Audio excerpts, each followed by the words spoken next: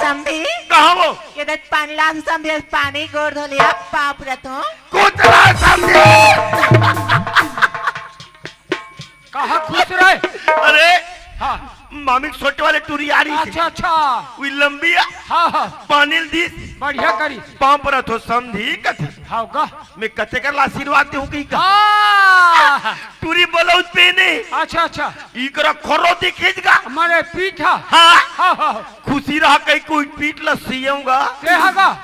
आरु केवरी बे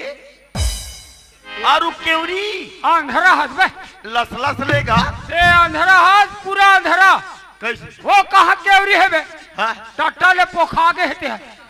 सारे जूर के हेते ला केवरी है बे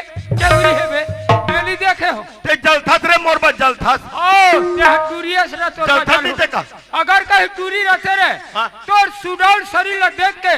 मैं एक बार ना वो दे झाला जल थस रे जल कुकड़ा